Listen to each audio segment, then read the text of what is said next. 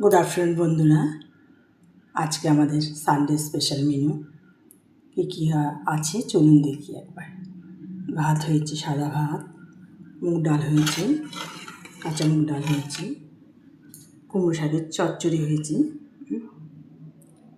কই মাছের কালিয়া হয়েছে, তেলকই হয়েছে, তেলকই হয়েছে, একটা স্লিম ফিগার মাছ ঝাল হয়েছে,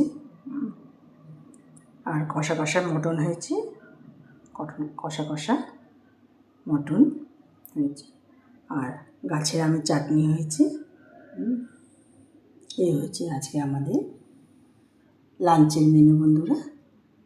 ঠিক আছে, এখানে রাখছি, পরে আবার নতুন কোনো ভিডিও নিয়ে আসবো বন্ধুরা।